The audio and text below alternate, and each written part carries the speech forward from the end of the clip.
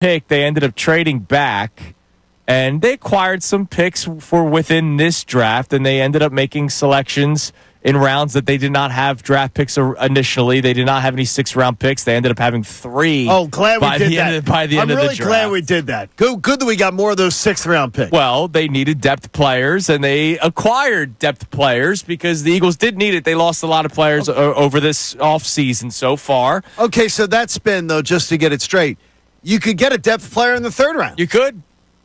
4th round.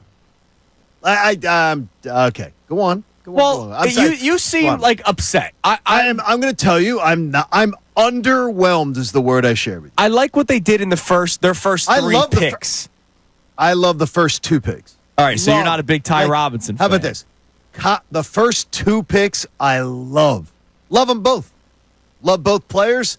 And I think both players were value where they got them. Yeah, Andrew Makuba was a guy that was around that 70 range. The Eagles got him at 64, probably because they didn't want to trade back and miss out on him. Our man Andrew DeCecco was a big Andrew Makuba fan. So that's great. I love that. I trust that. I saw him play. So it's I think there's some benefit of a sort of bias of seeing it play. Yeah. The first 2 picks they got, I love it. But when I'm hearing about adding depth players, and you keep trading back, so what you're adding is less talented depth players. By your own evaluation, you're adding less talented depth players. That doesn't make a ton of sense to me. But, again, this is where I told you beforehand. Trust in Howie, which is something that I do believe in, is something that is going to be really tested here. Yeah. Because I am extremely underwhelmed. Am I negative on the players they brought in? No, because I don't know enough about them. Right. But am I underwhelmed? I'm really underwhelmed. Yeah, and that's why when we have the blind faith conversation, you should never have blind faith in anybody, no matter how high you think of Howie Roseman. And again, on April the 28th, I can't evaluate who these draft picks are. I can evaluate whether or not I like the selections or not. Like I like the Ty Robinson pick more than you do. I like the Ty Robinson. But I get what you're saying. You traded out of the 3rd round. There's a reason why guys get drafted in the 3rd round versus the 1st or 2nd. There's a reason why guys fall to rounds 4, 5, 6, 7. It's not necessarily a by position reason, right? Especially defensive tackle when this was the big defensive tackle draft class and you end up getting him in the 4th round. So I get why you would have this bit of concern, but I don't know. Like, you have so many draft picks next year, which it's not like they can use all of them because they're going to have to move on from some of them too. That's what we said this year. Right. But that's what we said this year. Oh, they can move around. They have all these draft picks. They can do whatever they want to do. They didn't. They literally were either frozen out or they couldn't move where they wanted to be. There was a ton of talent on the board. There were a ton of players on the board that they could have made moves to go get. Players with higher evaluations than both guys that they got at the top of the draft. And they didn't. And it just leaves me, again, underwhelmed. But I do, again, trust that Howie has a plan. I just maybe can say I didn't prefer the plan. I got it. Now, can I make you feel any better that maybe Vic Fangio had a big hand on the defensive players that were selected? 6 out of their 10 picks, players on defense. So you could. We know that Vic Fangio is a big part of the defensive evaluation of this football team. Yes, but I would rather have one guy that is higher evaluated, that is a guy that Vic Fangio liked, than to have 2 guys that are not as highly evaluated. Because the Eagles have a draft board, and I don't believe for 1 second that they went and got guys in the 5th round that they had rated with 3rd round. Right, I agree with you. So to me, it's as if they said, wow, this is going to be a crapshoot. Let's get as many guys in here, and we'll see if we can get 1 or 2 of them to stick. I hate that strategy. I would much rather say get less guys, but get better quality guys that were on our board. That's to me. So you seem underwhelmed. I'm the 2025 Philadelphia Eagles draft class. I'm very underwhelmed, but I'm not underwhelmed about the Eagles' chances in 2025. I'm not underwhelmed about their. But I just expected more. I expected more, especially with the boatload of picks that they had. Right. I expected, okay, well, that's going to be done to maneuver. And when you have a boatload of picks, that usually means you are maneuvering to get better quality players, not to go backwards and get more out of the grab bag that is the 5th, 6th, and 7th round.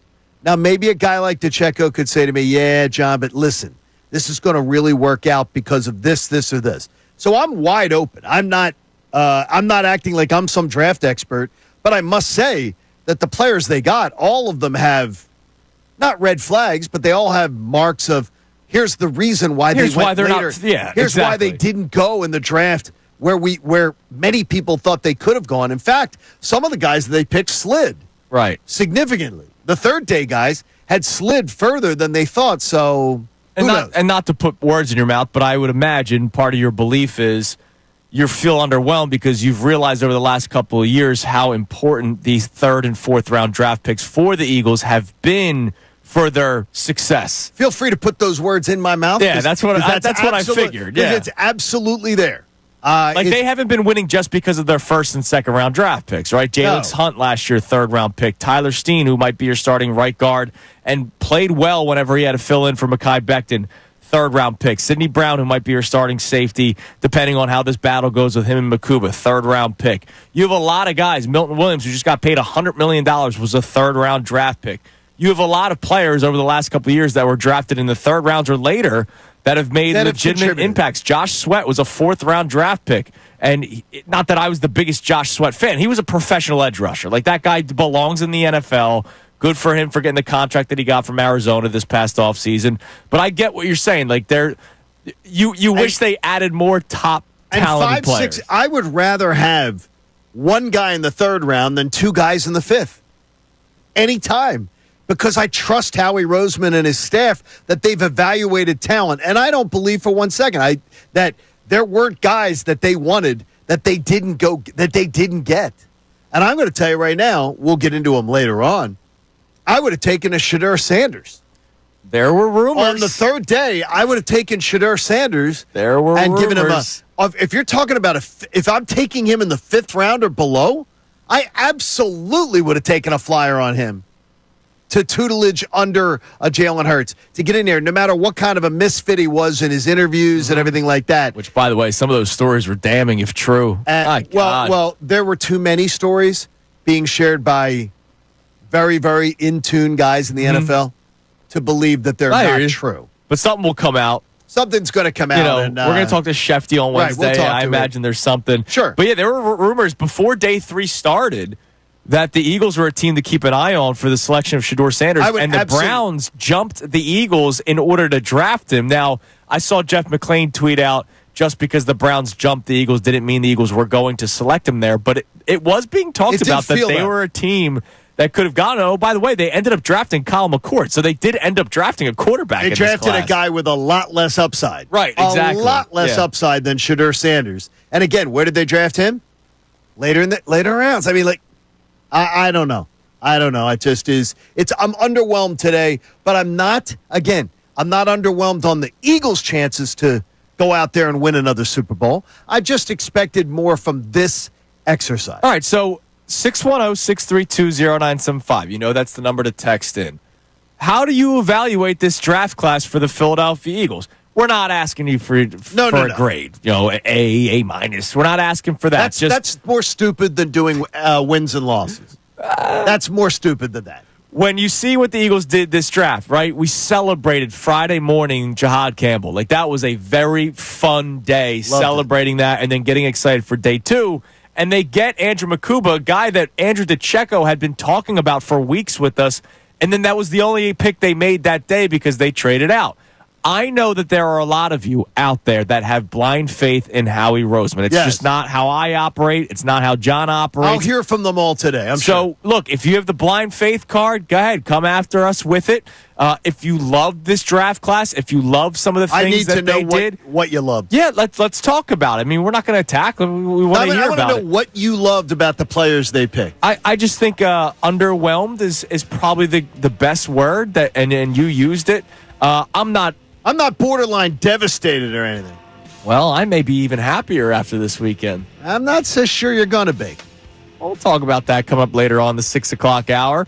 But coming up next, what did the... Thank you so much for checking out our content on the 97.5 The Fanatic YouTube channel. Hope you enjoyed the video. And remember, you can always be checking the playlist. There may be something you missed from one of our shows during the day that you want to go back and check out. So every time you like a video, like it, subscribe to the channel, and you'll have that great content coming to you every single day. You're greatly appreciated.